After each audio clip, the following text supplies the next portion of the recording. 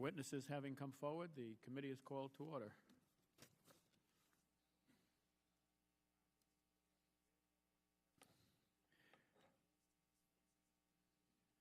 Americans are not very good at sitting still.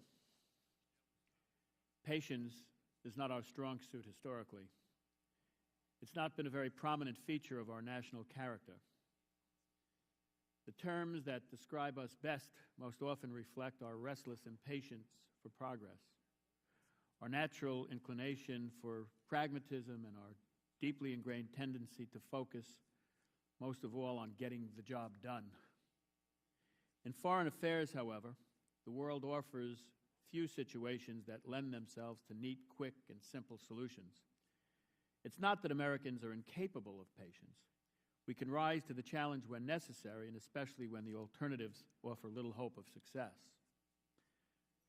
Following the Second World War, a 40-year Cold War was not America's first choice for a foreign policy. But the alternatives to slow, grinding, vigilant containment of the Soviet Union, when honestly examined, led both Democratic and Republican administrations right back to containment. With more diplomacy, some with more pressure, but all with the same deadly, serious goal of preventing the expansion of Soviet domination, and all committed to the eventual collapse of the communist system under the weight of its own failure and fallacies. Iran, as I've stated in other hearings, is not the Soviet Union. By every measure of size, wealth, capability, and influence, it's a vastly smaller, though still a dangerous challenge. And I would respectfully suggest that, though the temptation is strong, reasoning in the Middle East by historical analogy in Europe is an invitation to disaster. Nevertheless, the situation in Iran today does resonate most powerfully with Americans, recalling memories of the late 1980s and the collapse of communism. Again, a long policy of containment appears to be on the cusp of an unexpected but remarkable success, born on the backs of oppressed people, struggling to be free from a vicious, brutal, ideological regime. Moreover, there is a chance that this wholly indigenous movement, by virtue of its own success and entirely for its own reasons, could bring about an incredibly positive shift in the global security environment. I don't think anyone believes the current leadership of the Islamic Republic of Iran will go quietly or easily into retirement. And I think it would be foolish to assume that a reformed Iranian government would automatically be very friendly to the United States or be less committed to the pursuit of its own national interests. But there is good reason to think that a different Iranian government, one that was truly answerable to the aspirations of the Iranian people, would transform the politics of the Middle East, dramatically change the global struggle against violent Islamic extremism, and potentially salvage the global non-proliferation regime. With stakes of this scale, American minds, my own included, begin to race ahead. How can we help? How can we support the Green Movement? How can we accelerate the demise of this awful and irresponsible regime? And so on. The most essential thing, I think, is to be patient, not passive, not indifferent, but instead of heeding the inner voice that yells, "Don't just stand there, do something," we need to turn this impulse on its head. Rather than just doing something, we need to stop and think things through. Even if there were not a painful history of American intervention in Iranian affairs, and even if the Iranian regime was not desperate to smear its domestic opponents as American lackeys and spies, we should, at the very least, have some humility about the ability of our government to competently shape highly politicized and dynamic events in other nations. I would submit as proof the entire previous decade. It seems to me that our first obligation is to do no harm. And our second obligation is to recognize that we are not a doctor and Iran is not a patient. Iran is a sovereign state whose people are struggling bravely for their own freedom. It is natural and right for us to want to support their struggle. The question is how. I would suggest that we start with a healthy amount of skepticism about our ability to shape political developments in other countries and a firm respect for the sovereignty and independence of Iran. With these caveats, I believe there are some important things that we can and should do, all of which can be done publicly and outside of Iran. First, I think that the President and the Secretary of State essentially continue to regularly comment on the situation within Iran. I think the President's inclusion of Iran in his State of the Union address was very important. And I would want to highlight the very strong remarks made by Secretary Clinton following the regime's violence against protesters during the observation of Ashura in December of last year. Second, I think the White House and the State Department in their daily briefings should draw attention to events in Iran as they occur and make clear the views of the United States when there is violence or reports of severe violations of human rights. Third, the United States, along with other nations, must assure that we are actually committed to the international human rights, should press within the United Nations the issue of Iran's repression of its own people, if possible in the Security Council, and at least within the Third Committee and the Human Rights Council. Every nation should be given the chance to stand with the people of Iran.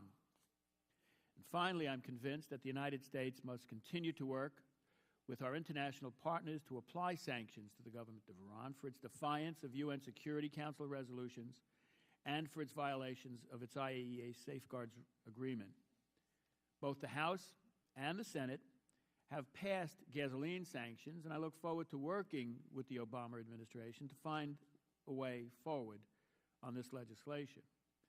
Our goal must be to ensure the maximum impact on the Iranian government with the minimum harm to our diplomatic efforts and to the people of Iran who are struggling for their freedom.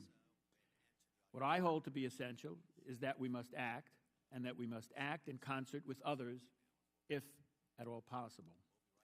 The Iranian regime is facing pressure from within unlike anything it has ever felt before. To the extent that we can heighten that pressure by political and economic sanctions, I believe we are absolutely bound to do so.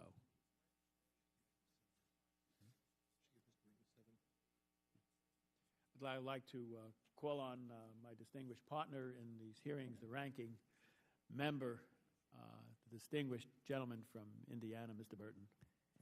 You know, when you say those nice things, I always wish, Mr. Chairman, my wife was here to hear it. She doesn't appreciate me that much. Mr. Chairman, thank you for convening today's hearing regarding the growing political opposition movement in Iran and what this movement might mean for U.S. relations with Iran in general, and specifically in our efforts to stop Iran from acquiring a nuclear weapons capability. On June the 12th, 2009, Mahmoud Ahmadinejad was ostensibly re-elected to his second term as president of Iran, within 48 hours of Iranian officials announcing his landslide 62.6% victory in what outside observers widely expected to be a close contest. Tehran and other cities throughout the country were overwhelmed with protesters in response to what the people of Iran knew to be a rigged election. The immediate response by the Obama administration was, in my opinion, weak.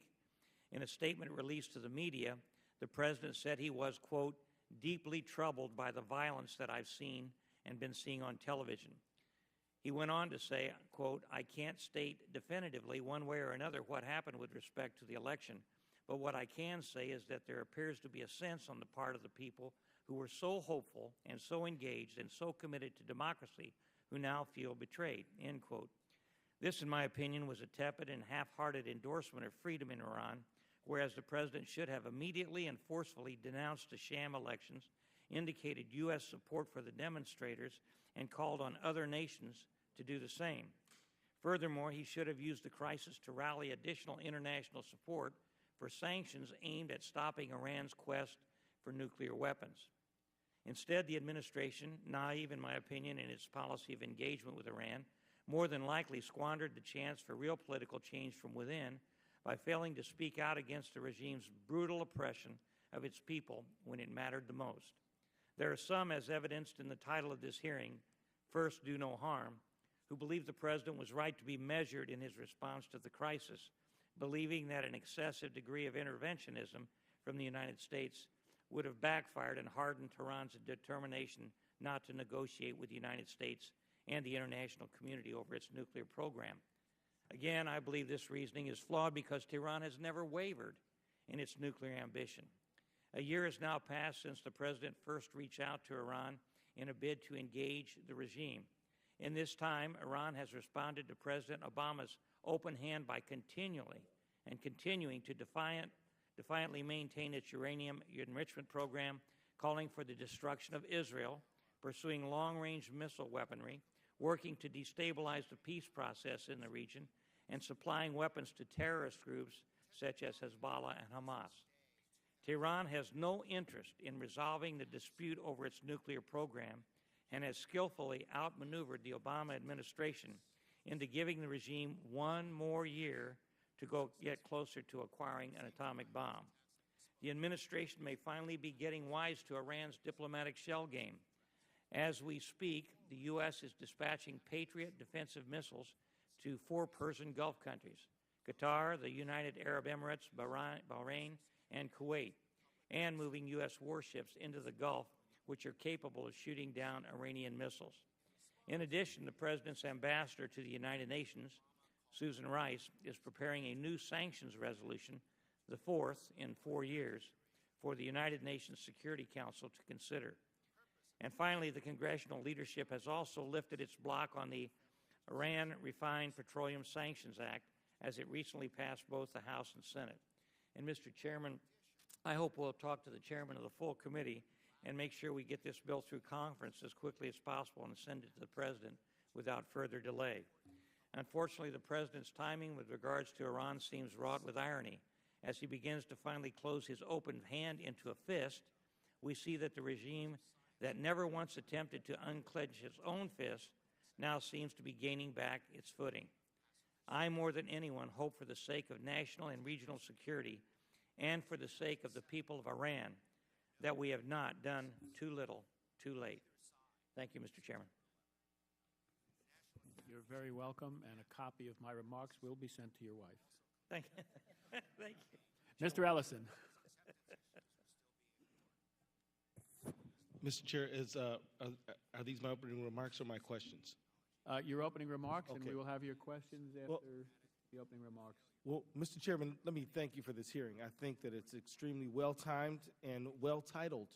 I think we should be trying to learn more about how we can help improve the well-being of the people of Iran without exacerbating any problems that may be existing.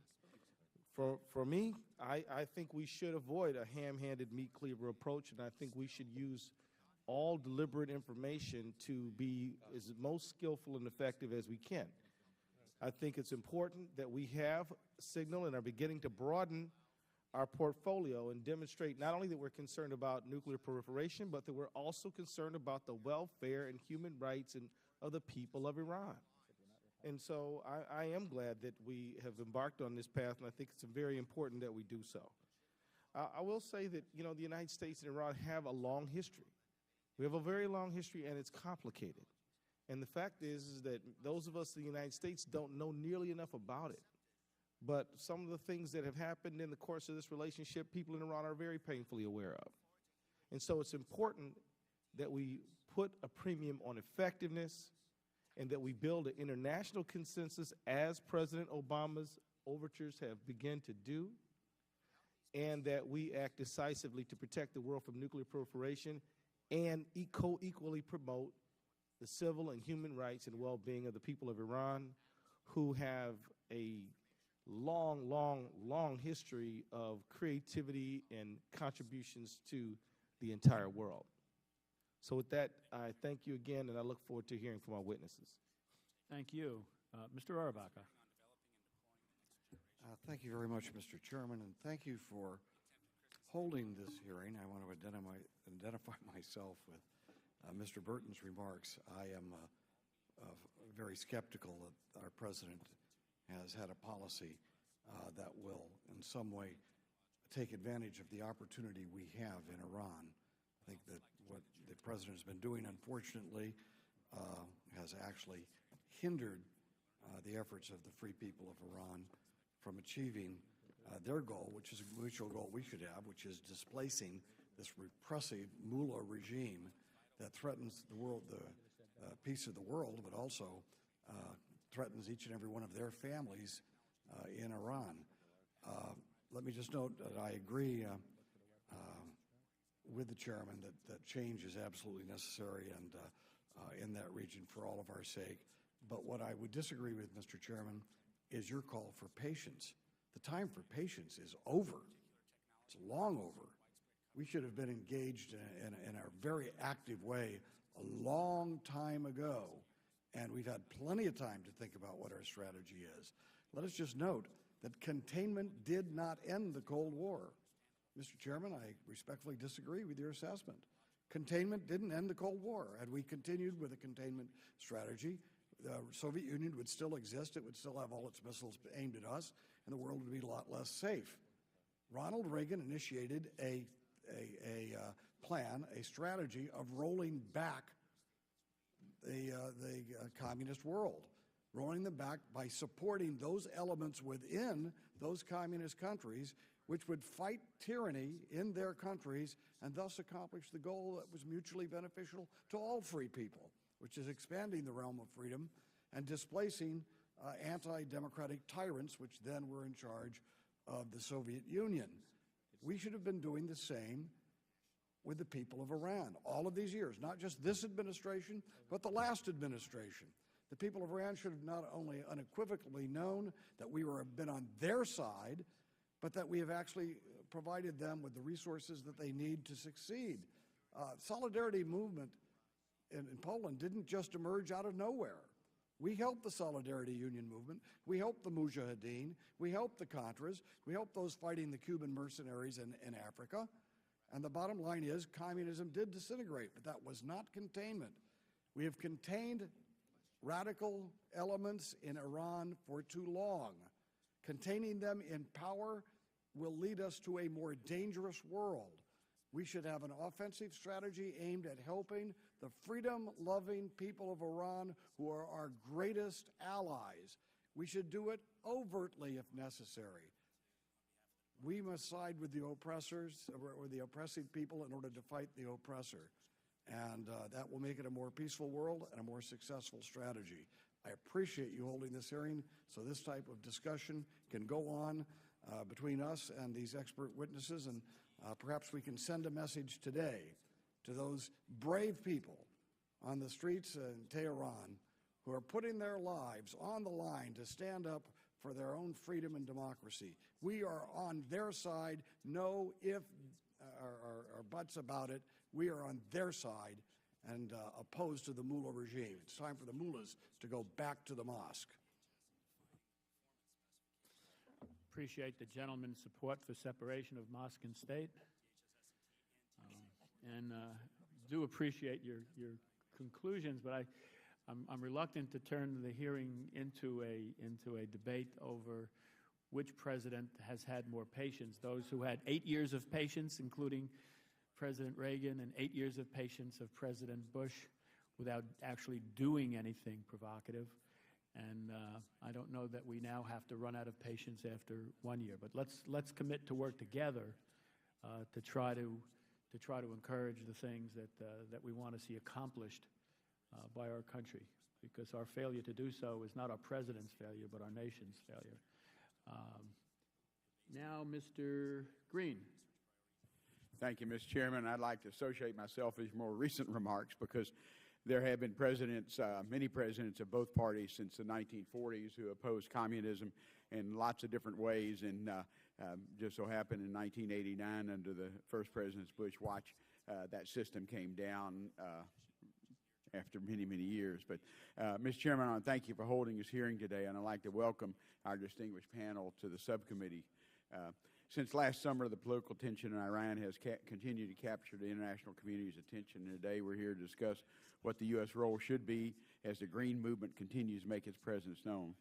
The Obama administration is reportedly debating whether to de-emphasize or abandon outright engagement efforts with Iran and help the Green Movement. Therefore, do you think these protests offer an opportunity for U.S. government to ramp up its democracy promotion efforts, or should we step back and let them address it internally? Are we correct in even reviewing the reform movement as significant? I remember the 1990s when Iranian leaders entered office with strong support from various pro-reform constituencies. Yet, despite that public support for reform, the supreme leader and key conservative allies successfully limited their ability to carry out the reforms by tying up the key legislations and the appointed legislative review bodies used their control over the key oversight bodies to shape the election outcomes. It wasn't necessarily in the streets it was being shaped. It was actually within the government. Therefore, I'm interested in our panel's assessment for the prospects of the opposition to bring on major changes. It's a violent crackdown on the opposition, a sign that the current government is weak. That's another question. And if the Green Movement is ultimately successful in acquiring a leadership position or even concessions from the current government, how would such an outcome affect Iran's foreign and nuclear policies and therefore our interest in the Middle East? As a strong supporter of H.R. 2194, the Iran Refined Petroleum Sanctions Act, I'm interested in whether our panel believes these sanctions are consistent with the goals of the opposition movement. And, Mr. Chairman, I appreciate their testimony. I yield back my time. Thank you, Mr. Green. Mr. Fortenberry. Thank you, Mr. Chairman, for holding this hearing today, and I welcome all of our distinguished panelists as well. Mr. Chairman, as we have spoken of many times, I believe unless we improve our strategy, the world is going to awake very soon to the headline that Iran has a nuclear bomb. For many years, the United States and world powers have tried various tactics to halt the nuclear ambitions of Tehran's clerical elites. They have, in essence, litigated Iran's case in the National Security Council. They have imposed several rounds of economic sanctions, and they have tried to engage Iran with diplomacy, most recently with a deal that could have begun the long process of normalization of relations. But through all of this, as we are very much aware, Iran's leaders have not blinked as they move closer and closer to the ability to make nuclear weapons on short notice. Tehran doubts the collective resolve of world powers, and it's not difficult to see why. European corporations continue to do business with Iran. Russia exploits the international row over Iran's nuclear program for its own geopolitical gain. In the maneuvering, China seeks to profit. And this international deadlock over Iran's nuclear intransigence certainly seems bleak. But in the last 6 months, Mr. Chairman, we have seen something fairly remarkable and something that has stunned the leaders in Iran. Something that could help us eventually transcend these international deadlocks. In June, everyday Iranians started to take to the streets to protest the presidential election's controversial outcome. In Tehran alone, crowds of demonstrators swelled up to the hundreds of thousands. These protests were nothing short of remarkable. Indeed, Iran has not seen such demonstrations since 1979, the infamous year in which the theocrats that reign in Tehran today first seized power. Iran's leaders were initially caught flat-footed by these protests, but they quickly mounted a counter-offensive. And over the following days and months, Tehran's crackdown became ever more brutal.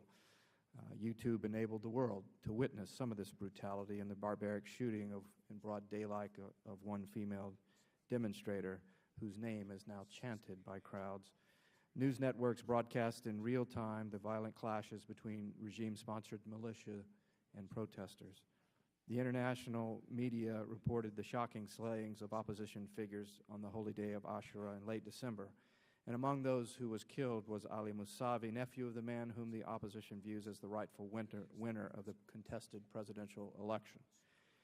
Yet the Iranian regime's escalating violence has seemed to embolden the Iranian people's resolve. What started out as a series of protests quickly became something else. It became a movement.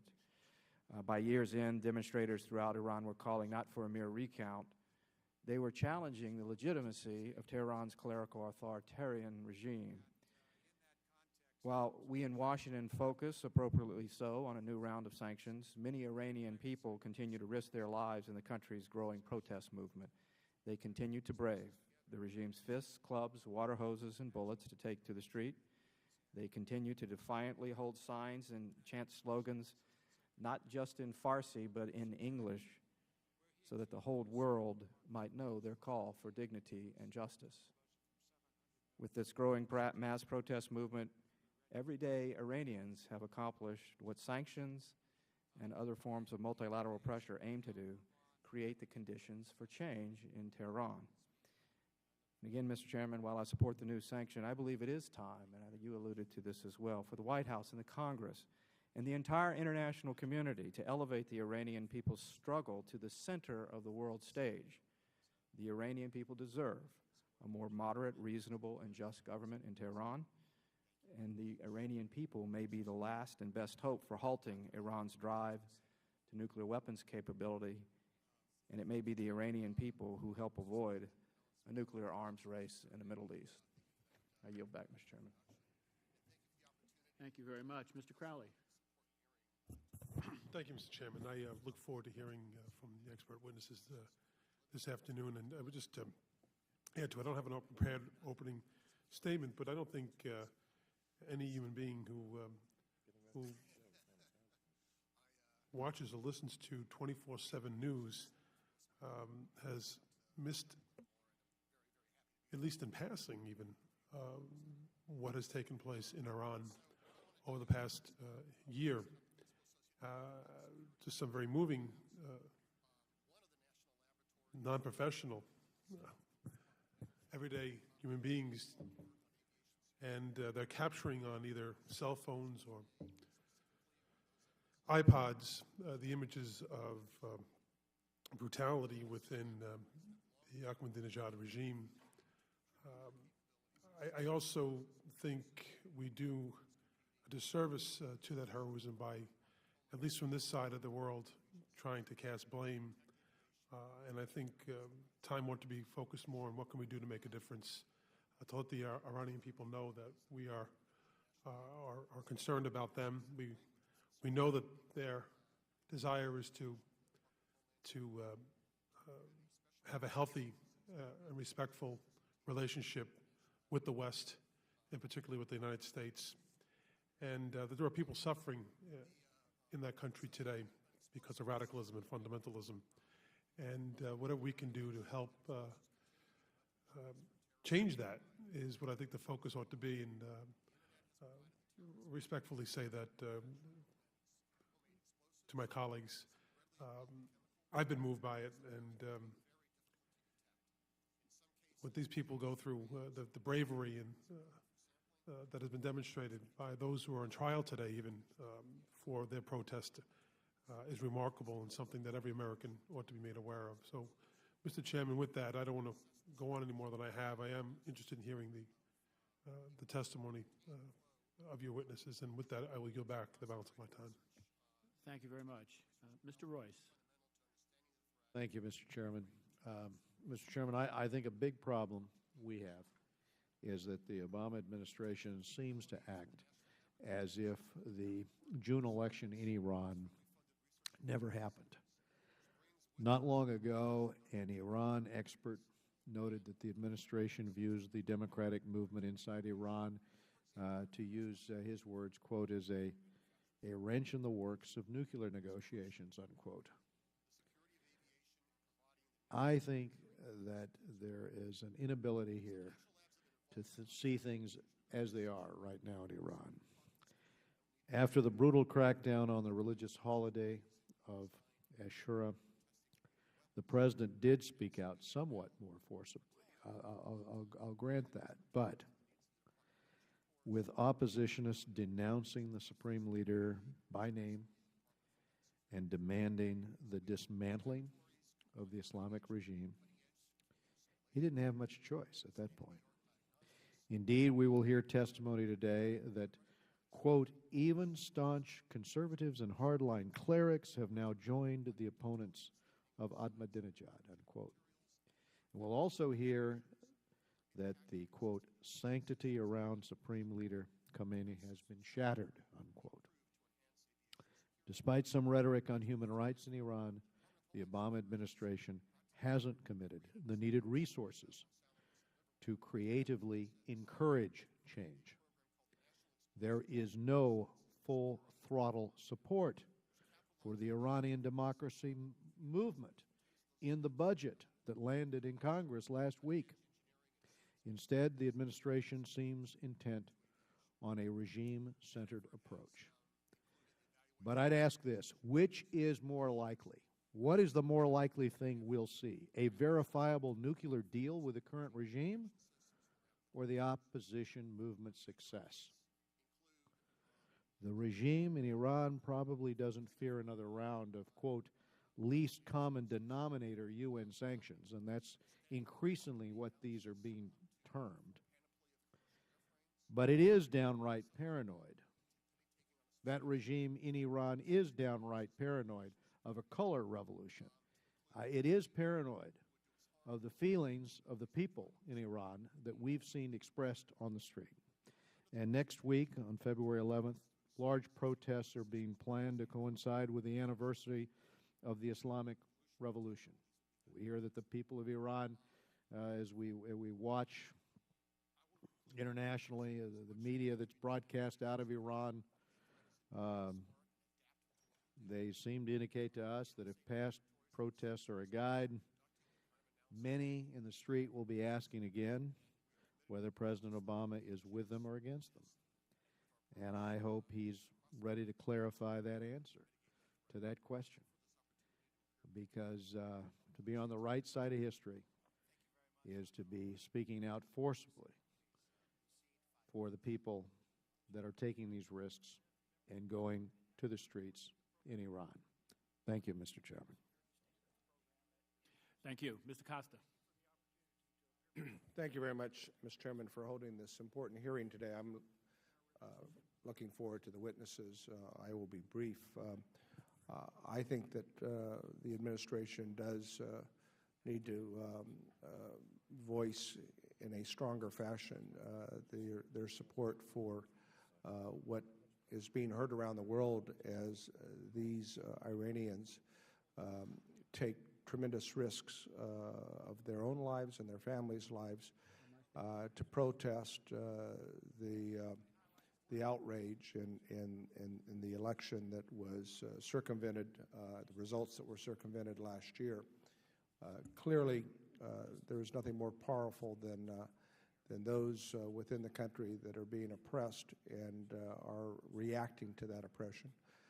I will be looking for the witnesses to, in their testimony, let us get a better sense of how widespread that is and how it is impacting what has been the formal opposition as well as the informal opposition to the current regime, and how it deals with the ruling body and what sense you have as to the debate and the turmoil that may be taking place within that structured element of the regime. So it just seems to me that there is an opportunity here to not just focus on sanctions, which sadly have not seemed to have much effect at this time. And we know where this regime is headed if left to their own devices. So it seems to me that this is a time to recalibrate the efforts that took place last year that have not been successful, and to focus on taking advantage of the opportunities that are now before us. And I would like the witnesses to tell us what you think those opportunities are.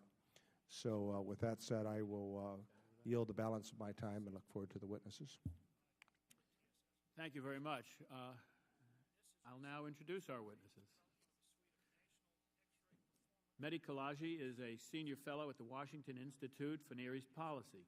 Mr. Khalaji focuses on Iranian politics and the politics of Shia groups in the Middle East. From 1986 to 2000, Mr. Khalaji trained in the seminaries of Qom, studying theology and jurisprudence, and earned his doctorate researching intellectual and philosophical political developments in Iran and the wider Islamic and Western worlds.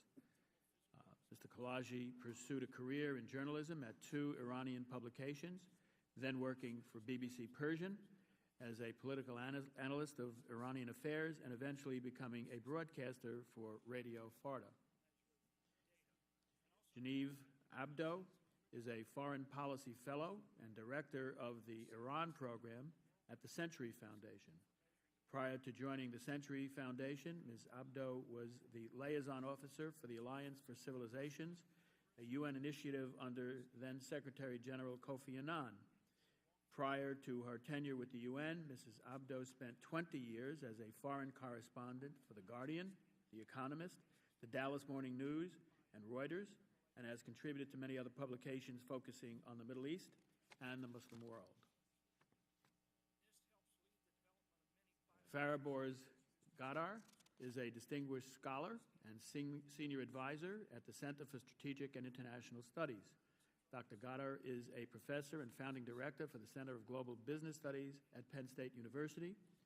During his career, he has focused on global business, economics, and finance, and has worked as an investment banker at the World Bank. He has been a consultant to a score of businesses and governments, but served last in government as a vice minister in the Shah of Iran's government. Finally, Scott Carpenter is the Keston Family Fellow at the Washington Institute for Near East Policy and director of Project FICRA, which focuses on empowering Arab Democrats.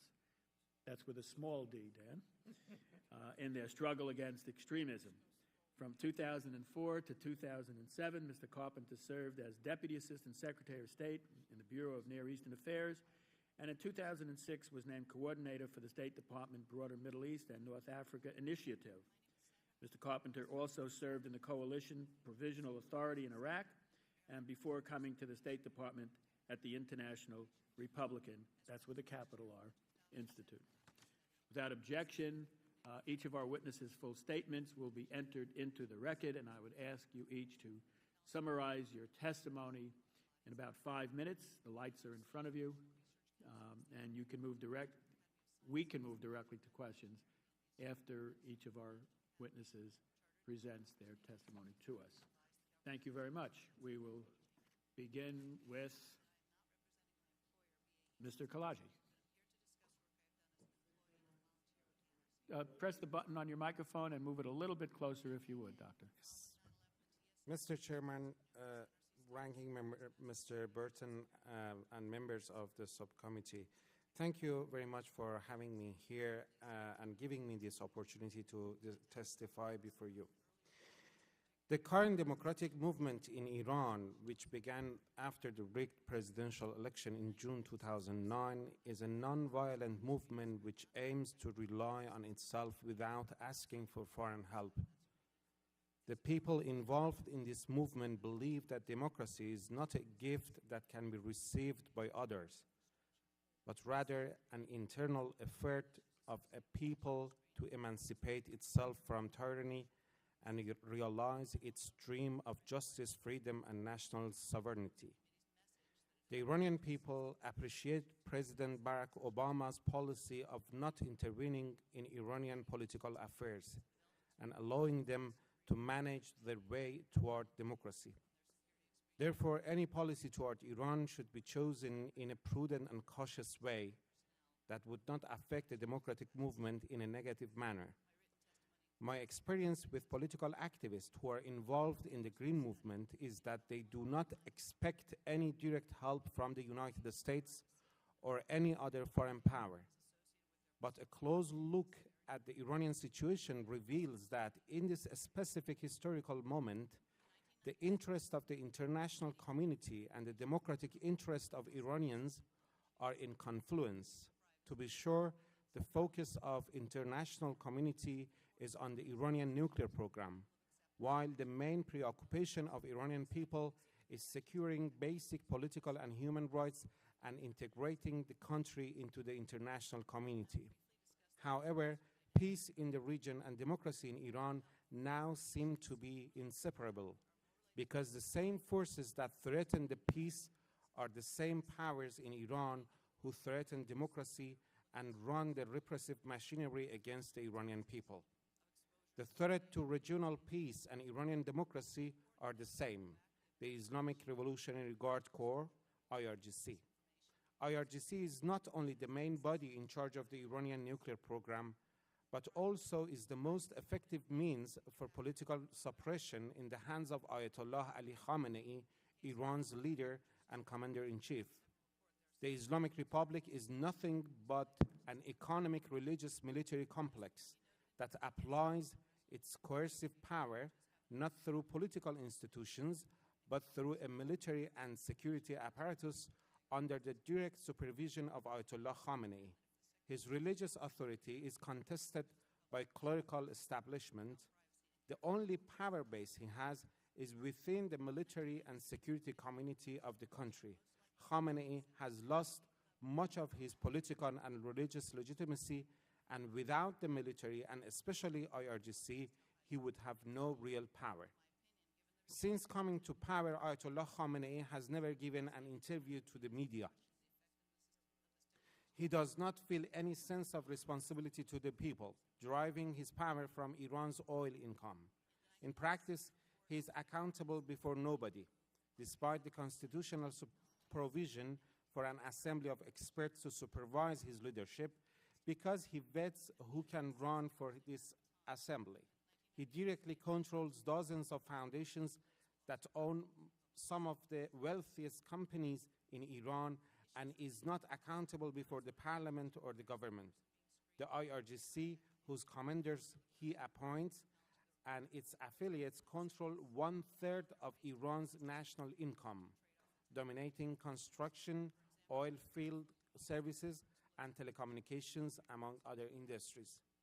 In order to stop Iran's suspicious nuclear activities, the international community needs to apply pressure on the IRGC, which not only threatens the region through a suspicious nuclear program, but is using the Quds Force, asymmetrical warfare, and support for extremist groups to try to weaken Sunni allies of the West and sabotage the Arab-Israeli peace process and the budding democratic process in Afghanistan and Iraq. Democracy and peace can be achieved through weakening the military government in Tehran and pressuring the IRGC. The two parallel tracks, the international community's effort for peace and the Iranian people's democratic movement, naturally reinforce each other because they fight with the same enemy. Therefore, the main mechanism for supporting the democratic movement in Iran is to target the financial and military capability of IRGC. A more powerful... If you can begin to sum up. Yes. A more powerful IRGC will result in a more militarized government, and a more militarized government is more likely to militarize the nuclear program for dangerous purposes. Thank you. Thank you. Ms. Abdo. Good afternoon.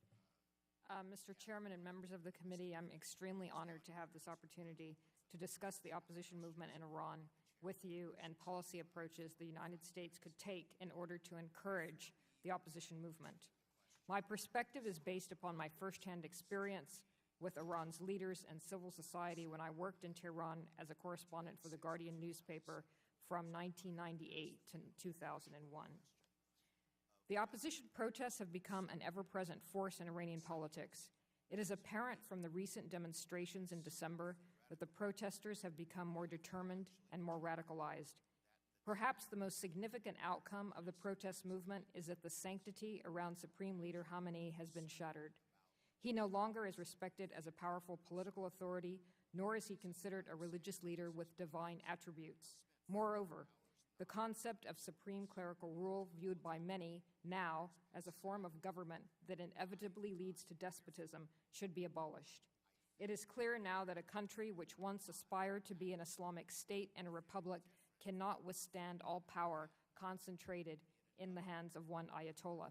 As a result, in the eyes of many Iranians, the Islamic Republic of Iran is no longer an Islamic state or a republic.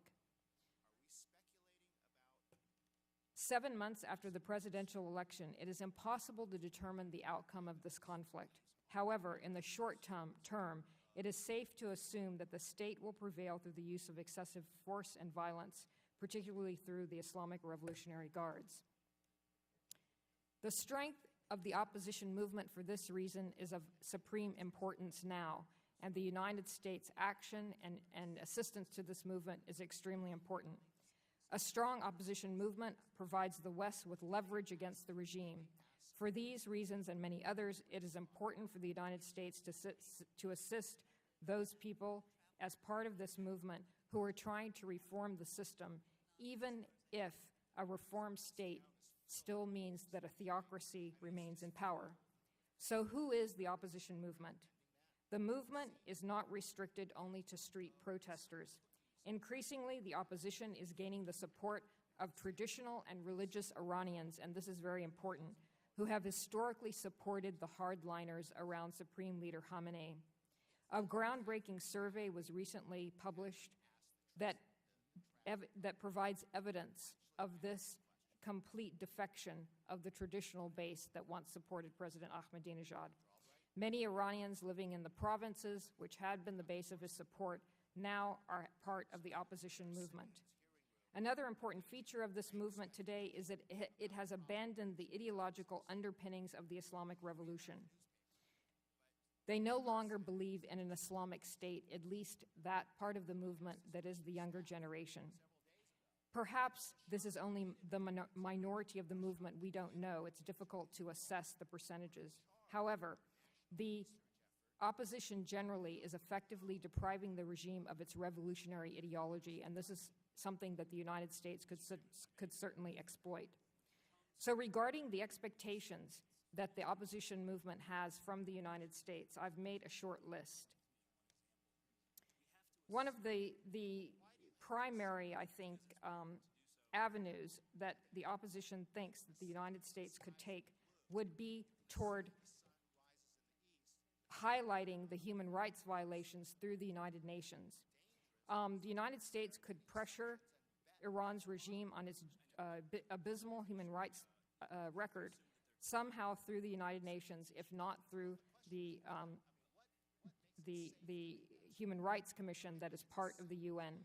The opposition believes that a UN tribunal could investigate the torture and killings of demonstrators and other dissidents.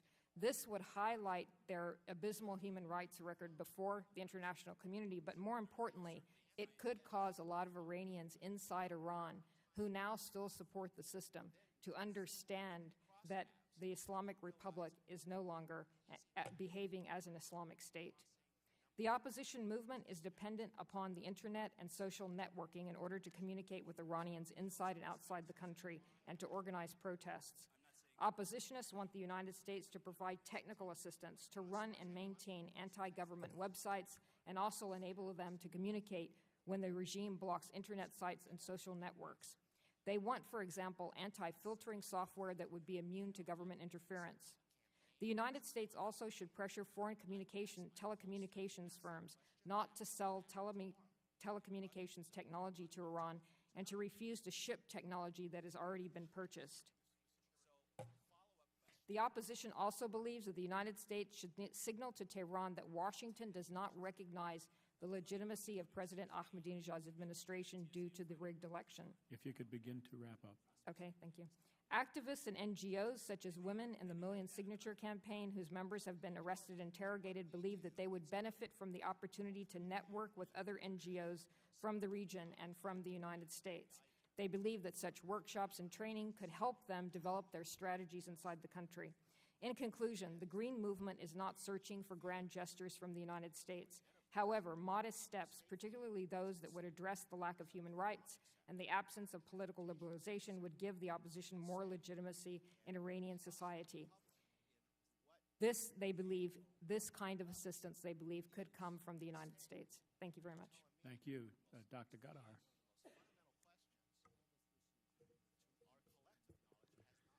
Chairman Eckerman, Ranking Member Burton, and distinguished members of the House Committee on Foreign Affairs. I'm honored to have been invited by the committee to testify today about America and the Iranian political reform movement. I will be testifying today in my capacity as distinguished scholar and senior advisor at the Center for Strategic and International Studies and a professor of business at Smeal College of Penn State University. Chairman Ackerman and the members of the committee eloquently described the mess that Iran is in right now. The latest events in Iran are symptoms of a tectonic shift in Iran's political environment. The regime has been using the Basij and the paramilitary and the guards beat up on protesters. If you look at last week, we had recent conciliatory movements by both Karoubi and Mousavi to reconcile to a certain extent with Khamenei. Khamenei did not respond to that. The opposition has asked for participating on February 11th in a massive fashion, but in a peaceful fashion. We don't know what the outcome will be, but there are three possible outcomes. The Revolutionary Guards will beat down the opposition into the underground for them to raise another day. A compromise will finally be worked out among the different factions of the regime, or the demise of the regime as we know it will occur. Given the uncertainty and the demand for freedom from oppression by the public, but also for independence, we should not take sides in the future nature of the regime. We should not endorse a candidate or a party or even a constitution. These matters are up to the Iranian public. A wise strategy is one that informs the Iranian public and assures that their voices are heard. That we can do. The opposition, however, needs to know that we will not use them as a chip that is traded away to the Iranian regime. A successful strategy is to respond to the aspiration of the Iranian people, the aspirations that are ignored by their own regime. The Iranian public, as many mentioned, is pro-America. What Iranians want, freedom and independence, and in various surveys and polls, they show that they would like to promote economic development, share technology, create employment, have a closer relationship with our country. The great majority of the Iranian population, was mentioned, are young people, technologically advanced, and unhappy with the situation that it is and the way they're being treated and the social restrictions. They are, however, at the same time concerned about the U.S. government. The fear is partially due to the potential military attack or expanded sanctions.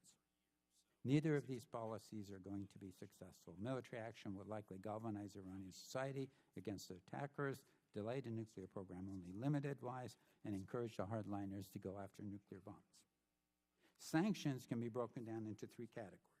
Trade sanctions, which have not been successful, investment sanctions, foreign direct investments, which have been successful, and fund flows, controlling the flows that go to the Revolutionary Guard and targeted and confiscated. Based on the desire of independence and at the same time freedom, I suggest the following.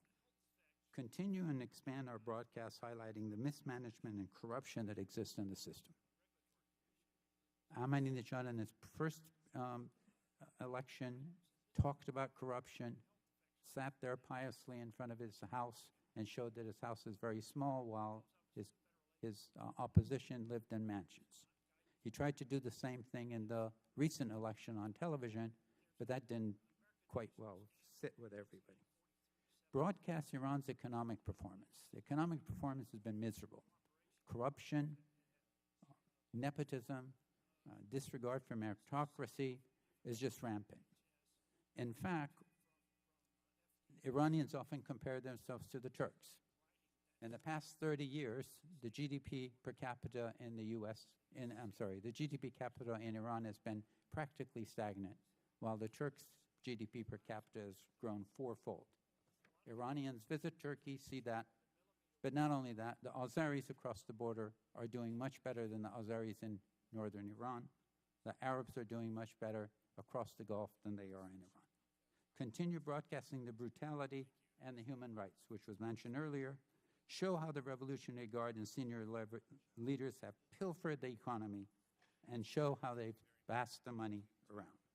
Continue to target and confiscate Iran's revolutionary investments, and at the same time, while targeting them, sanctions that prevent civilians. So, for example, civilian airlines from being repaired and maintained seem heartless, but but enhancing sanctions that prevent electronic gear that allows the government to control what's going on would be very helpful. I believe that we are at a critical point in dealing with the Iranian regime. The Iranians are already ready to take major action. They want independence, and at the same time, they want freedom. We can assist in both without intervening. Thank you, Chairman. Thank you very much. Mr. Carpenter. Thank you, Mr. Chairman. Mr. Chairman, Ranking Member Burton, distinguished members of the subcommittee, thank you for the timely opportunity to testify before you today. For most of its history, the U.S. has sought to support freedom and opportunity abroad, knowing that free peoples, properly concerned with their own hopes and dreams, tend not to be enemies and indeed often become partners. As we come together to apply this principle to Iran, the subcommittee sounds a note of caution, urging us to first do no harm. In my experience, however, working on the inside at the State Department, this seemingly appropriate, reasonable tone often becomes an excuse for hand-wringing and paralysis. Creativity and a willingness to take a modicum of risk are suborned by the simple phrase uttered all too often, we have to be sure that whatever we do does not put them at greater risk. Whether the them is Zimbabwean labor activists, Egyptian bloggers, Chinese civil rights lawyers, or others. For this reason, I take my cue from the activists themselves. Surely they know better than we the risks that they are prepared to take for their freedom. The U.S. government's responsibility, therefore, should be to make a clear offer of support for them to take up or not as they choose. In the case of Iran's Green Movement, so much more. The Green Movement represents the latest iteration of a century-long effort to forge a constitutional republic based on pluralism and democracy. Since 1906, this strive has been thwarted first by monarchs and later by theocrats, often aided and abetted by outside powers, including the U.S. Today, the Islamic regime has unleashed increasingly brutal waves of violence against its own people, as we've heard. Yet in the face of this violence, people in the streets are calling on the Obama administration to support them. Demonstrators in November chanted, "Obama, Obama, are you with us or are you with them?" We would be foolish to think that they were asking this rhetorically. As several Iranian Americans have noted, the goal of protesters holding signs in English is not simply to show off their linguistic ability. Given our principles and their calls for support, it is critical that the U.S. avail itself of this opportunity and responsibility to get it right. Too often, when it comes to the people of Iran, we have come down on the wrong side of history, as we did in 1953 and again in the lead-up to the revolution in '79.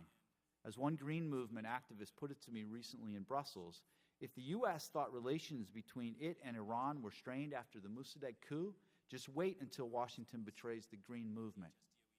So what should the U.S. do? In my view, it is time for the Obama administration to launch a comprehensive offensive to challenge the regime on human rights grounds. In my written testimony, I've made a number of recommendations, but will highlight just a few here. First, future policy actions must be set squarely within the context of human rights. If the U.S. imposes targeted, even more broad-based sanctions, link it to human rights violations of the IRGC and the Basij. The administration should make it known publicly that it is planning for the eventuality of a democratic government coming to power in Iran by working with Congress to prepare the necessary legal groundwork to lift sanctions and remove Iran from the list of state sponsors of terrorism. It should articulate the benefits that would flow from such steps, while also making clear the process will take time. This would have the twin benefits of making clear the current regime is not democratic, while helping to set expectations in the event the regime actually did collapse. The administration, in my view, should publicly relaunch a revitalized Iran Democracy Fund and/or bolster the National Endowment for Democracy's ability to support Democrats inside and elsewhere. As you know, Mr. Chairman, the administration has renamed the program the Near East Regional Democracy, or NERD Fund, and has defunded a number of prominent grantees, including the Yale Human Rights Documentation Center. Critical in the medium term is to do something dramatic to improve the Voice of America's Persian News Network. Poor management and a lack of proper editorial board is currently robbing PNN of most of its impact. The administration should finally and expeditiously move forward on targeted sanctions against IRGC leadership and companies, but not in an incremental manner. Instead, it should execute all prospective targeted sanctions at the same time as a single tidal wave to boost intended effectiveness and strengthen their political impact inside Iran. At this critical juncture of Iran's turbulent history, it is clear that the regime is vulnerable. And the reason for that vulnerability is the deepening legitimacy crisis spurred on by the Green Movement. Expressing solidarity with the aspirations of the Iranian people at this moment will reinforce the regime's paranoia and may yet tip the balance in favor of those committed to reshaping or even overthrowing this regime. A change in regime provides the best safeguard against a nuclear Iran and may even usher in a period of U.S.-Iranian partnership that could radically impact U.S. efforts to stabilize both Iraq, Afghanistan, and the broader Middle East. Thank you very much, Mr. Chairman. Thank you very much. I'll yield myself 5 minutes.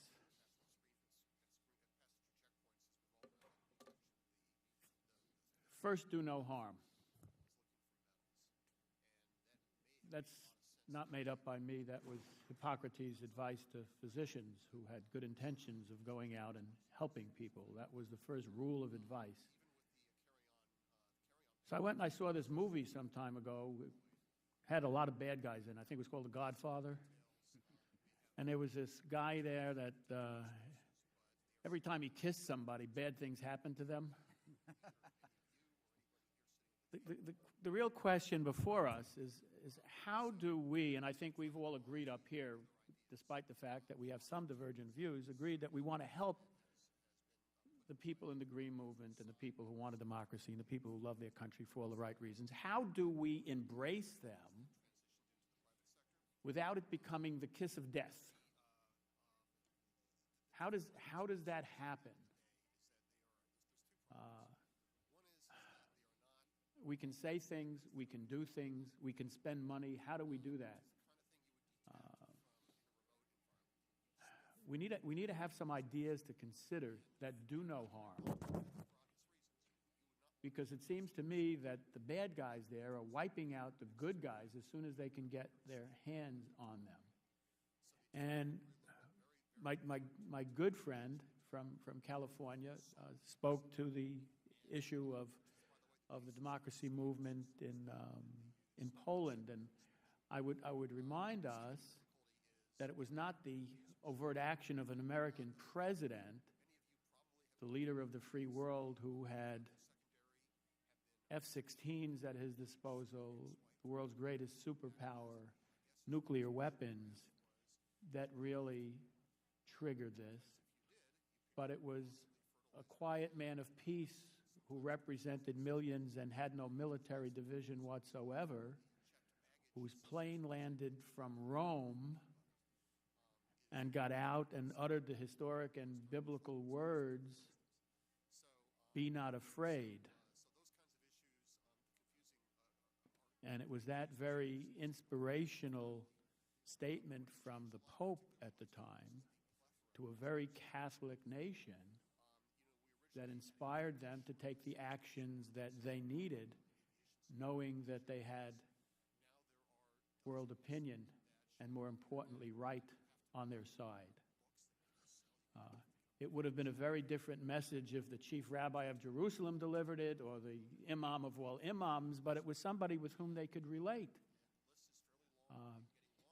Should there not be a different messenger, possibly, of this message? Is there an Uber imam that could come from somewhere and land in Tehran and tell people not to be afraid? Or there are things that we can, and there were some suggestions here by the panel, specific action that we can take without putting the sign of death on the very people that we want to help? That's my question. Dr. Khalaji?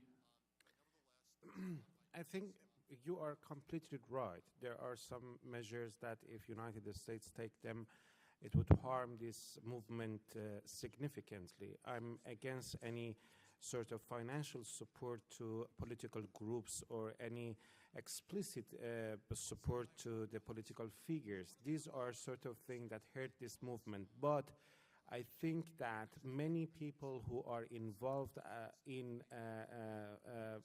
the nuclear program and are threatening the peace in the region. I have 1 minute left, and I want everybody to answer. Yes. So if we could, they are the really same agree. people who are cracking down on people. And I think that putting pressure on these people specifically, especially IRGC people, especially Khamenei and people around him, will help a lot.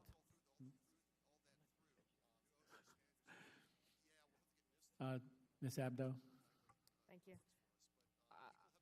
I would recommend two tangible things, as we've said in this meeting, emphasis on human rights violations, because this will cause the base, perhaps, that still supports the regime to take a different position. And two, anything that can be done to address Iranians' access to the internet and communication so that they can communicate with each other in order to mobilize their movement. Thank you. Dr. Ghadar?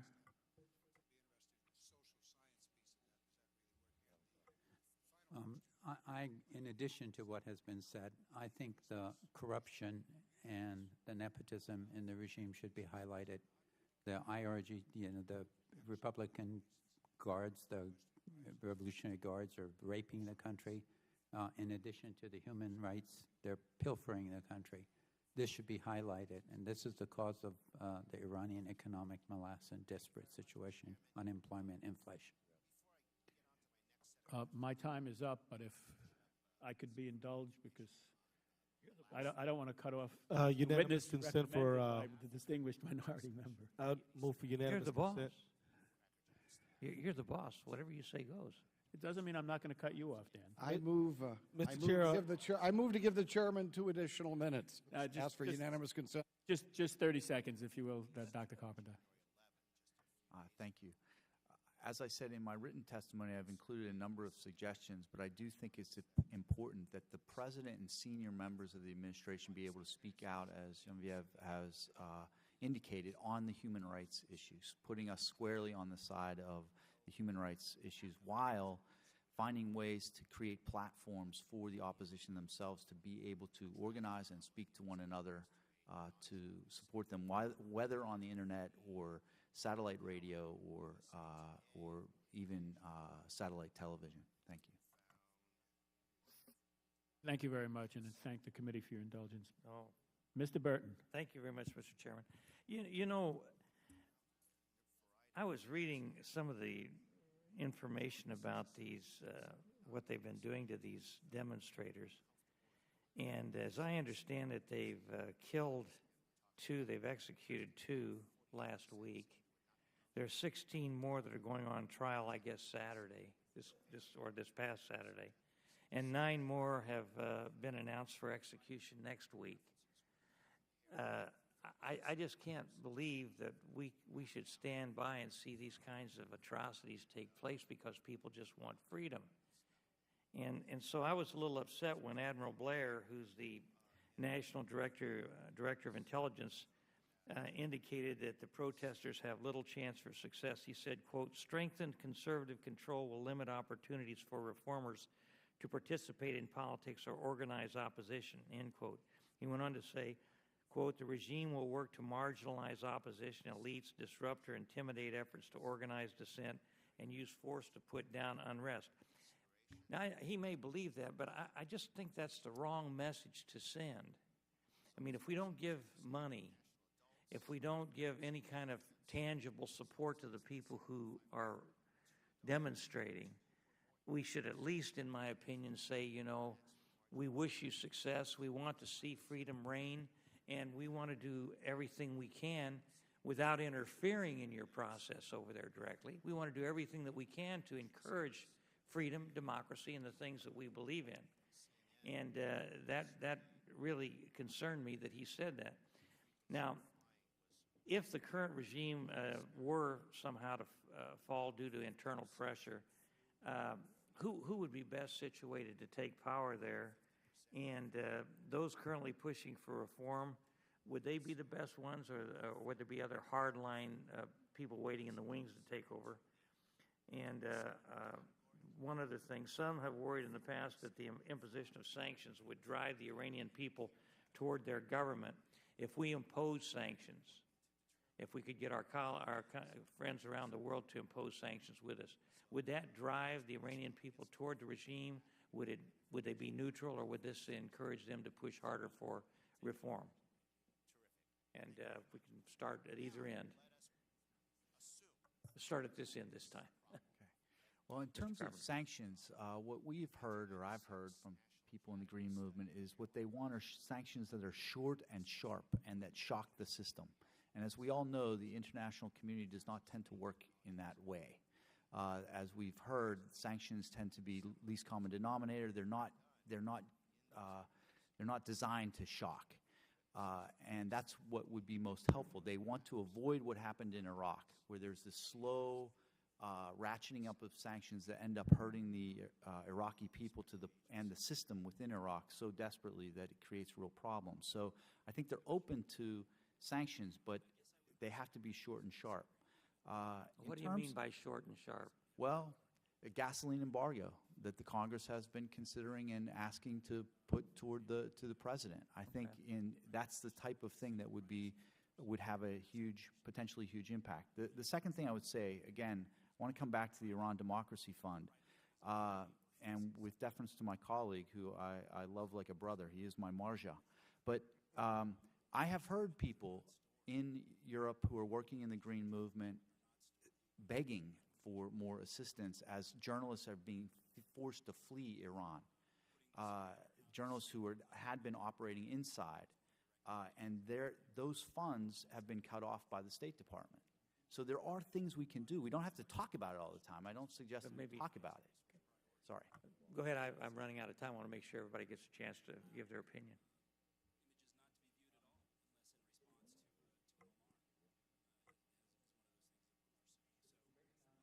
If we break down sanctions into three categories, the most effective has certainly been going after the money of the Revolutionary Guards, targeting them, identifying them, taking them over. Furthermore, I think we should highlight the pilferage that is occurring. Iranians are very sensitive to corruption. We should highlight the corruption that over and over again. The system is corrupt. We should take it back. Foreign direct investment sanctions have been effective, but they're long-term. In my opinion, trade sanctions have not been effective. They won't be effective. They'll hurt the population. I constantly hear the airplanes falling from the sky, and they blame us for not being able to get components from Boeing.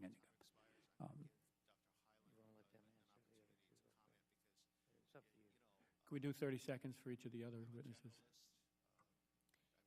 There have been several meetings of people within the Green Movement in Europe, and one thing, even though there's a great debate among them, one recommendation they do make is that there is some sort of funding for civil society organizations that doesn't come from the U.S. government directly. This, they believe, will help their organizations without tainting them with something like a democracy fund. So their recommendation is that it come from unofficial or non-governmental organizations. Thank you. Dr. Khalaji. Regarding to the potential scenario for the end of this crisis, I think that the world, and especially United States, plays an important role in shaping the future of Iran. And because if the efforts we make now, it leads to the weakening of the military body of the Iranian regime, the possibility of establishment of a military government after this crisis would be less. Because I think one of the scenarios which is likely is after the weakening of Khamenei and the civilian politicians, Revolutionary Guard comes from behind the scene to the front. So it's a big danger, but we can prevent it by confronting this IRGC now. Thank you. Mr. Ellison. Thank you, Mr. Chairman. Very quickly, we have heard terms in the press and terms like mullah government, but isn't it true that one of the things going on now is that members of the opposition are part of the clerical establishment, and the IRGC is starting to sort of take over and militarize the government. So to describe the government now as just a mullah government is sort of not accurate. Am I right or wrong? Looks like Ms. Abdo is nodding agreeably. You want to elaborate?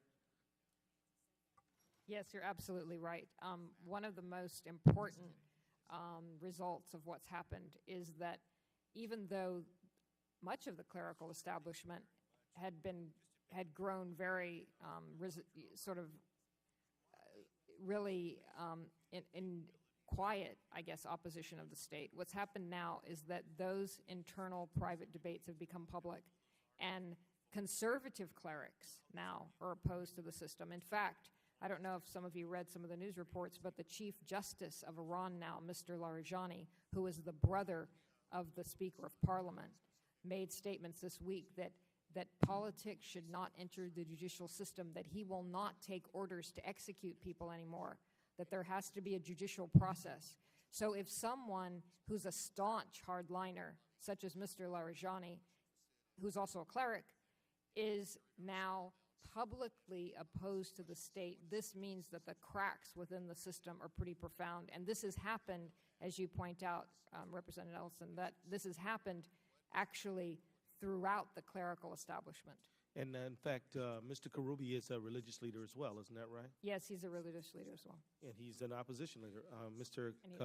Khalaji? Yes, as a former seminarian who studied in the clerical establishment for 14 years, I would say that the clerical establishment in Islam, especially in Shiism, is completely different than other religions like Christianity and Catholicism. So when somebody wears robe and turban, it doesn't mean that he's necessarily a religious leader or a religious authority. So Karoubi is now in Iran not and he's popular not because of his religious authority, but because of his political record. Thank you for your inclusion. I only have 5 minutes, so please do forgive me. I appreciate your remarks, though. You know, you all have talked about sanctions and trying to come up with smart sanctions. I have a question for you, hypothetical. If the people of the democracy movement believe that all we care about is the nuclear issue, not their human rights, and if our response to what they believe our concerns are is to deprive the average Iranian of gasoline, what will be the impact of that? And is that scenario a possibility? Dr. Ghadar. I absolutely agree with your comment. Let me just briefly on the previous one. My fear is even more exaggerated than you articulated. I'm afraid that it is in fact the Revolutionary Guards that are calling the shots, and Khomeini is afraid to do anything. But I don't have proof for that, but just the fact that they are the instrument that's holding control. With regard to sanctions, I believe sanctions that hurt the people will ultimately hurt us. Okay? I mentioned the airlines.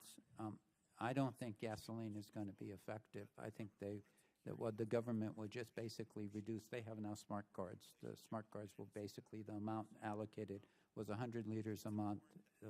Last month they reduced it to 80. You can buy it in the black market 4 times the price. The Revolutionary Guards have cards that they can use. They can even sell it on the side.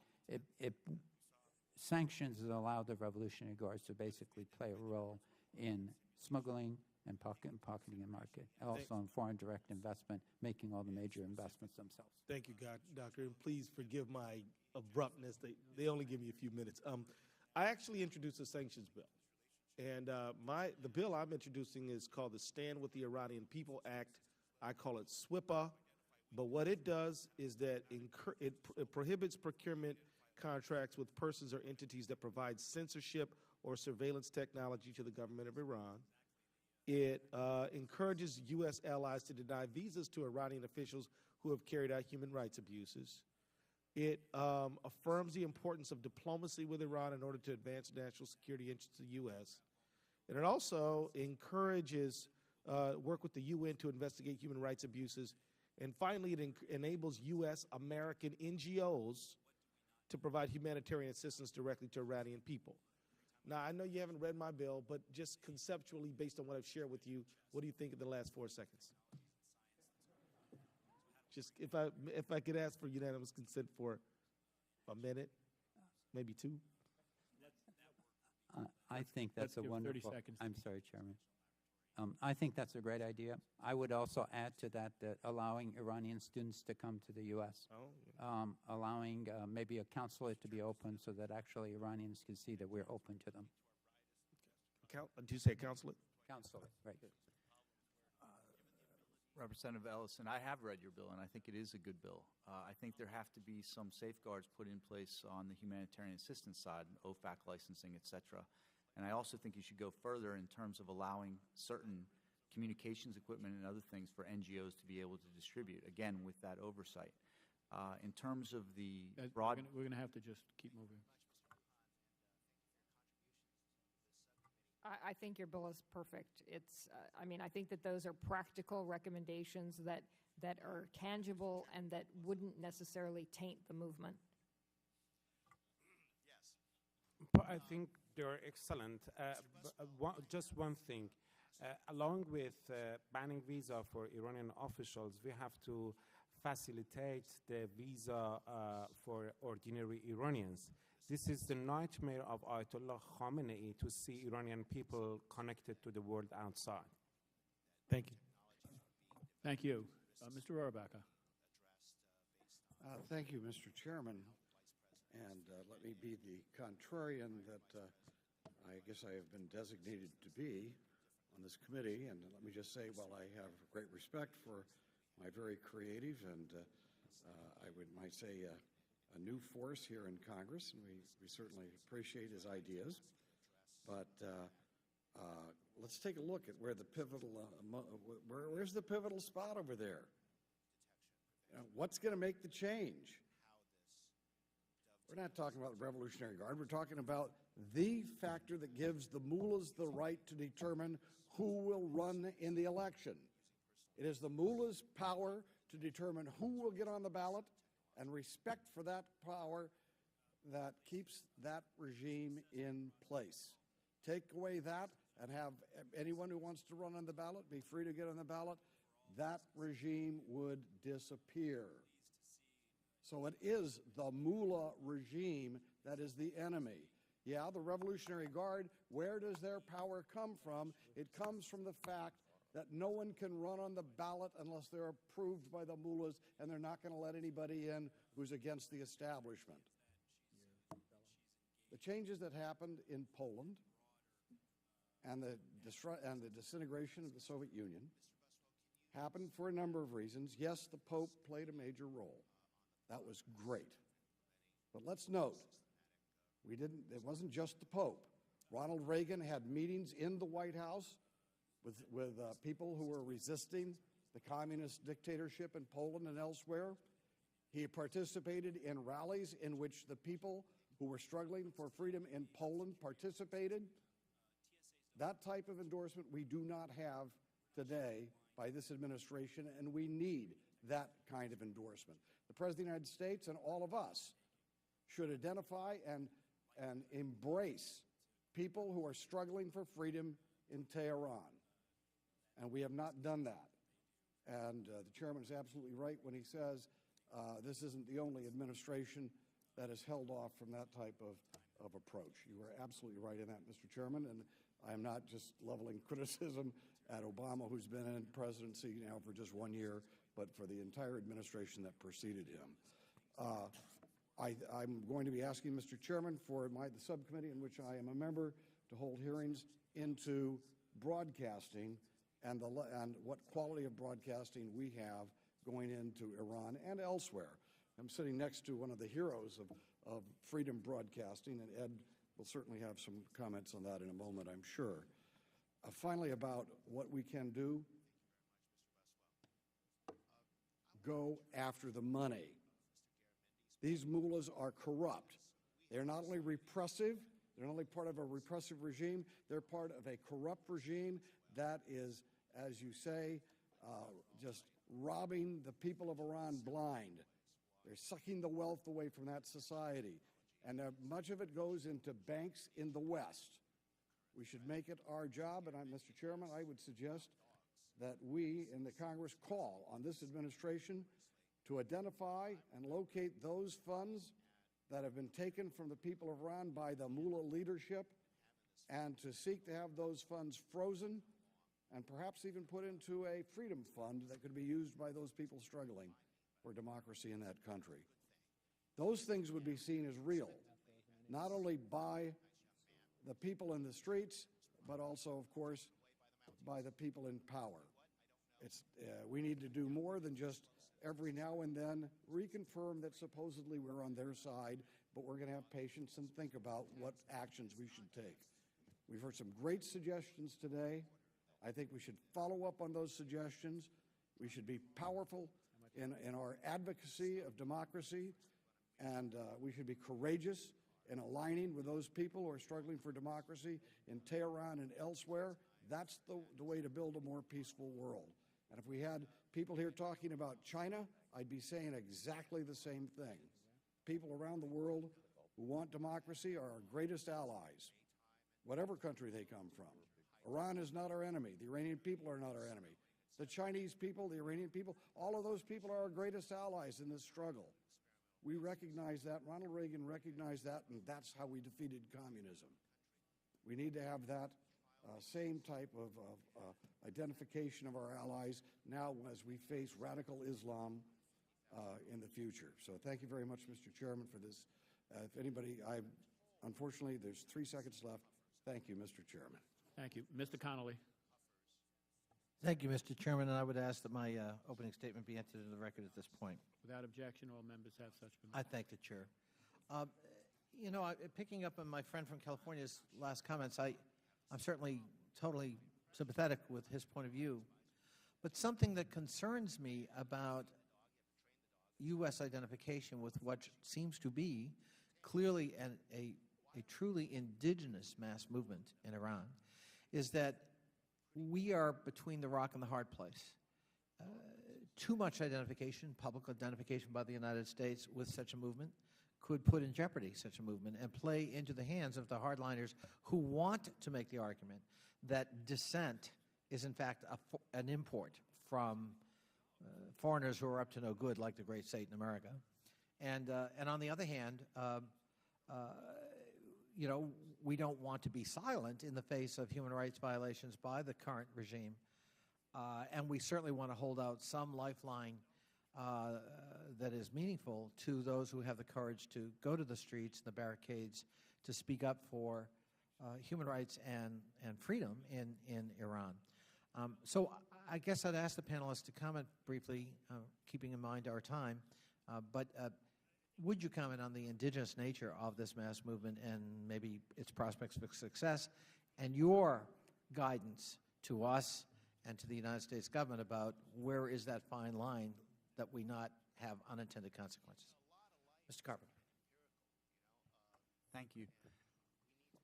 Dissent as an import, that is the accusation the government is already making. They're already saying that this is a United States, British effort to undermine the regime, and anybody who participates is a traitor to the regime. So the fact that we stand back and dissociate ourselves with it doesn't change anything. They continue to do it, so we might as well help in the way we can by associating ourselves strongly with them on the ground in terms of support on human rights, on the human rights basis. No one buys it in Iran that the British and the United States are at the base of this movement. Congressman, I think 2 things. One, we need to make sure that we inform the Iranians of what's going on so that they know what's going on. And then we need to take steps for the voices to be heard, whether it's internet. I don't think neither of those are going to put us between a hard, rock and a hard place. However, the critical issue is the Iranians on one hand want freedom, which we support completely, but on the other hand want independence. And it is that battle where the opposition is asking for freedom and the regime is saying you are stooges of the opposition. So it's a fine line we can cross. But informing them and making sure their voices are heard is not going to cause problems for us.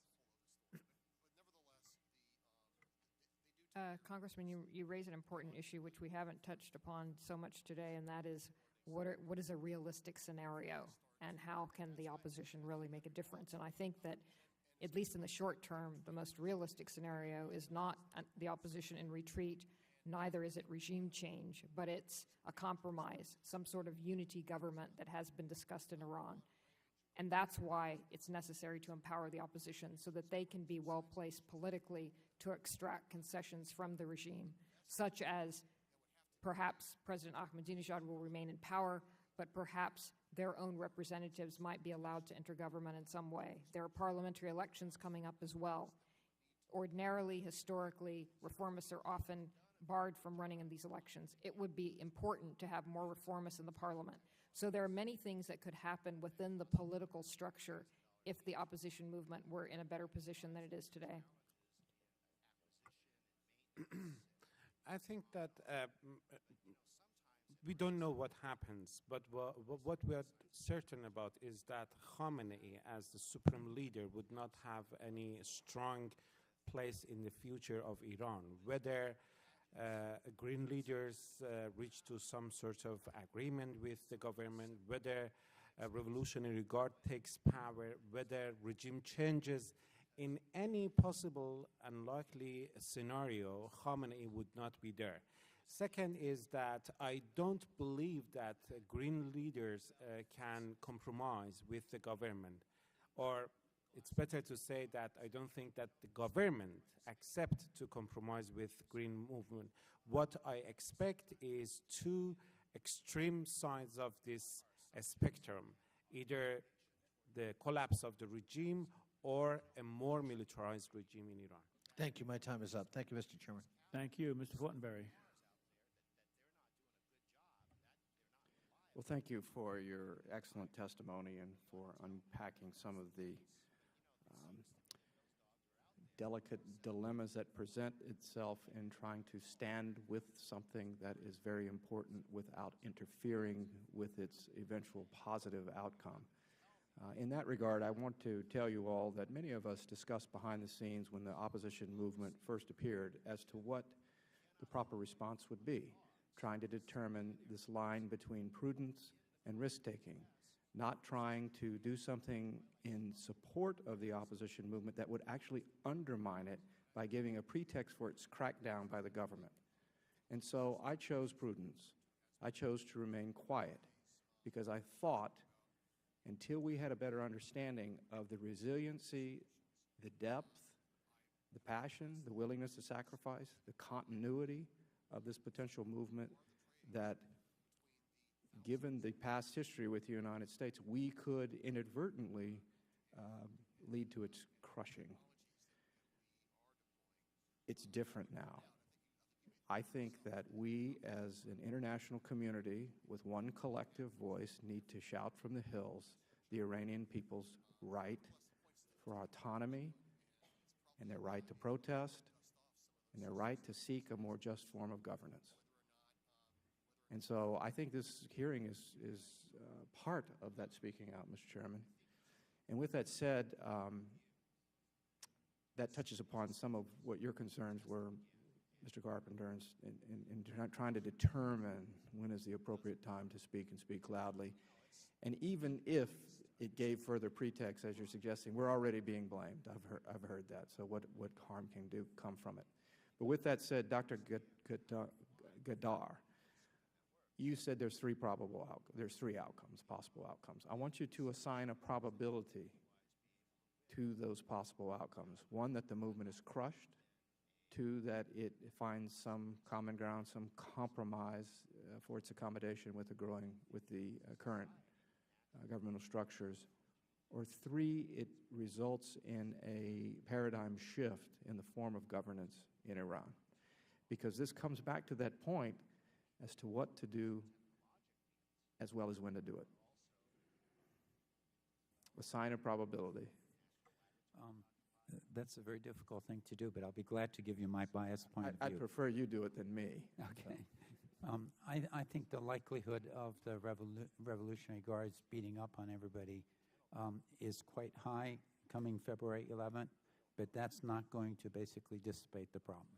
So I think I would give that a low probability, 10, 15, 20%. I think the probability of the demise of the regime is highly optimistic. I don't think they're going to just walk away. So the bulk of the probability, maybe 60 to 65, 70%, is going to be some kind of compromise. These guys are all in cahoots together, with all due respect to Mousavi, Karoubi, Khamenei, Rafsanjani. They're all basically have the same roots. The opposition in the streets are ahead of all of them. So therefore, the compromise will be made among them behind closed doors. How it will be done, I don't know. What will the potential, if you agree to that level of probability for that outcome, what will this compromise structure look like? Would anybody have any insight into that? I'm sorry, Congressman. I think there's going to be a reduction in the influence of the Supreme Leader. I think there will be additional opposition members in the Parliament. And I think that Mr. Rafsanjani will play a more active role as a mediator.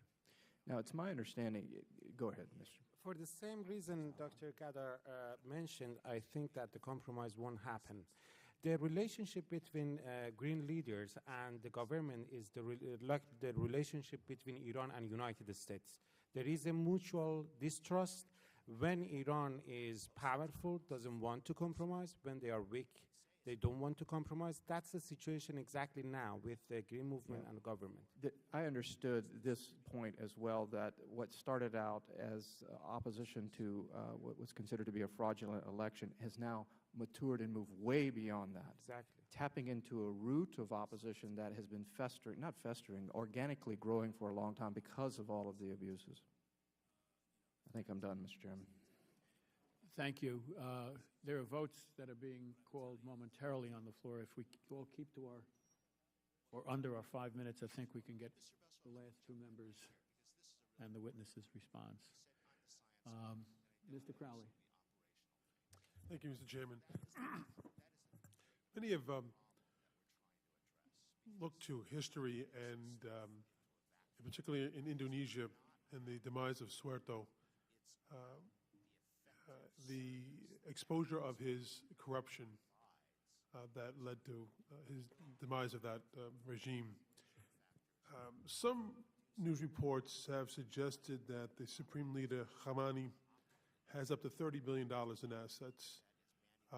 And even if that is not true, it still appears that there may very well be serious corruption that exists within his own personal life. Some other reports say that he owns over 200 walking sticks or canes, one of which has an encrusted diamond in it. Also that he may have access or ownership of 8 airplanes. How do we confirm, or how are we confirming whether those statistics are true or not? How widely known or suspected is the level of corruption of Khamenei? Does the public know about it? And what else is being done to bring attention to the corruption that exists within the Mullah regime? Obviously, as I think when I heard from the testimony, that everyone here believes that the shine is off the apple. But to what degree is that the case, and what is being done to further expose that? And if anyone politely would like to respond. Congressman, it's difficult to say how much money he's got, but I'll give you some examples. There's reports that around $250 to $300 billion of Iranian money is invested via Dubai. Okay, where does this money come from? Who makes $250 billion? That's not the salary of the Supreme Leader. Okay, we can track that down. We can put pressure via UAE on Dubai to find out what's going on. Much of this transaction has to go outside of Western banks, but we do have some pressure on those institutions to find out what's going on. Right after the election, the foreign exchange reserves of Iran dropped dramatically. There was clearly money flowing out very rapidly. Where did it go? I don't know, but I'm sure that our Treasury can play a very active role in identifying that. There was reports that a truck was found in Turkey with billions of dollars of gold and silver, gold in currency. Where did that go? The Turks confiscated it, and I don't know where the negotiations are going on. There are numerous examples of this. The question is, do we have the will to go after it? That's not going to step on the Iranian opposition. The Iranian opposition will support this move.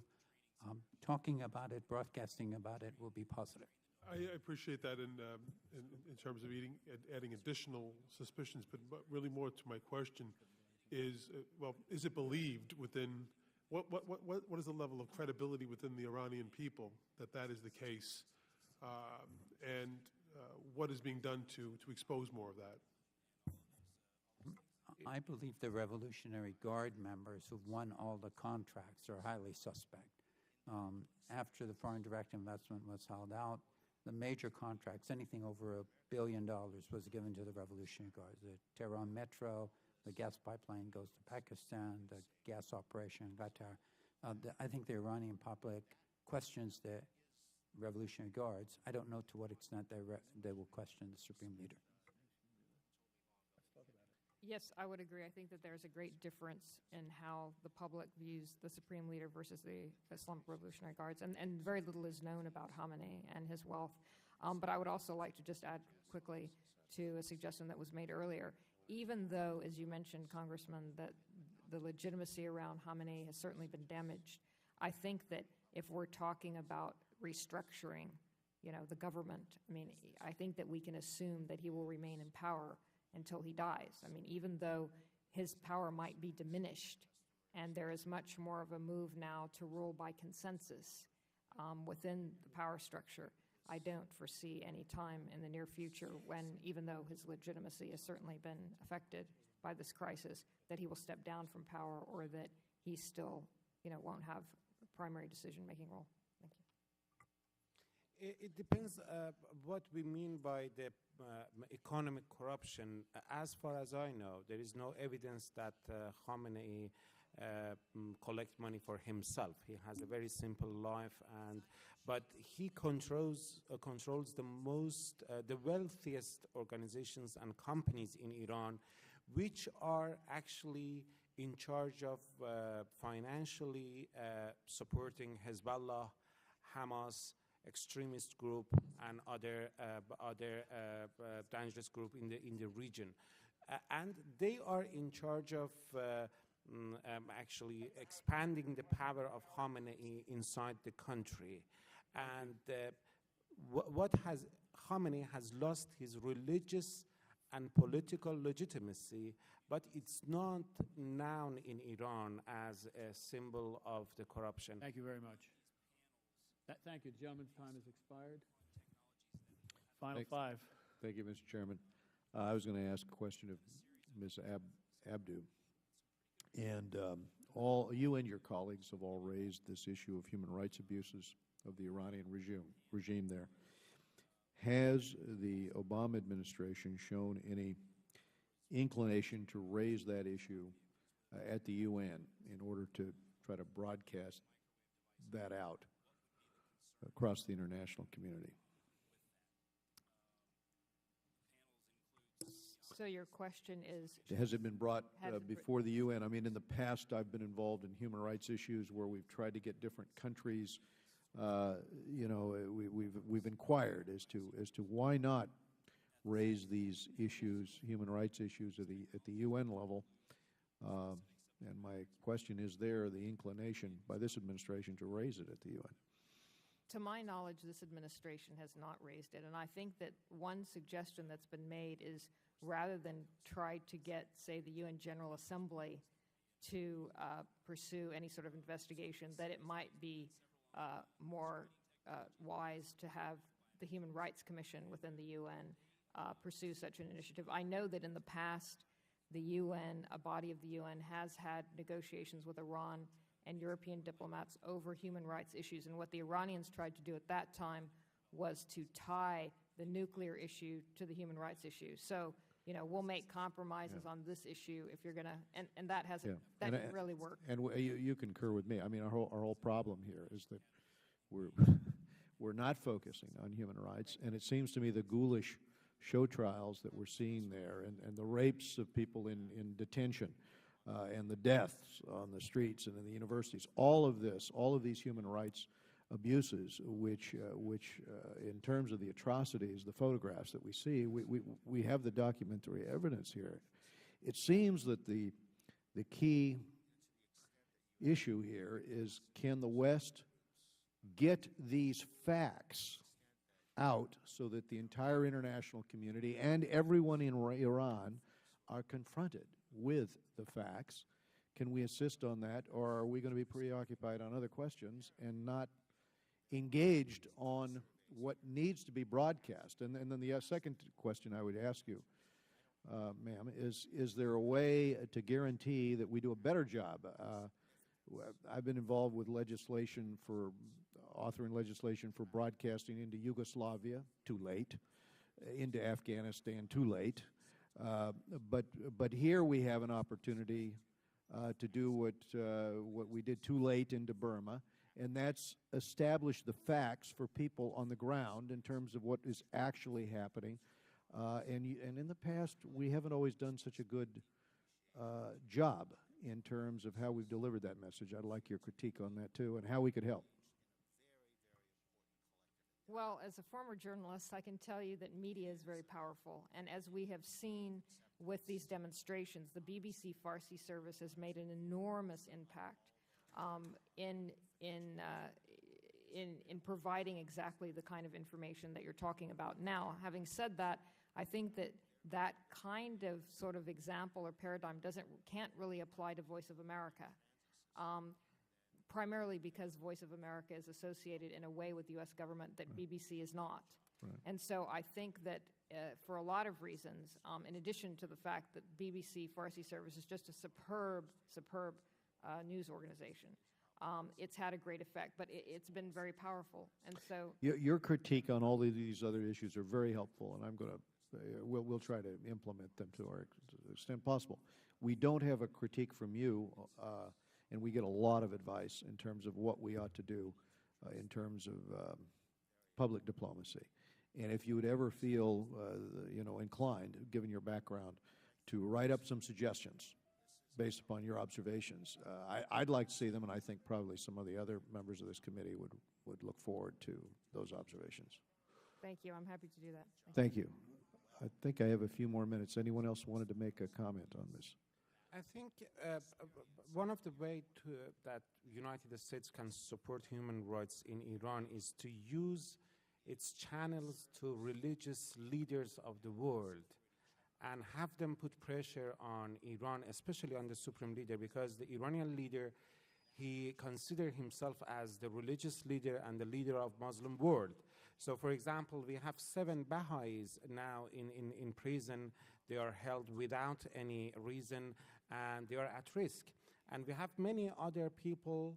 If we have dozens of Sunni religious activists, they are in prison. So we can use these channels and ask different religious leaders in the world, write a letter to Ayatollah Khamenei publicly and criticize him or respectfully ask him to end this human rights abuse in Iran. And that will have to be the last word. Thank you very much, the gentleman's panel. time has Appreciate expired. The committee's time has expired.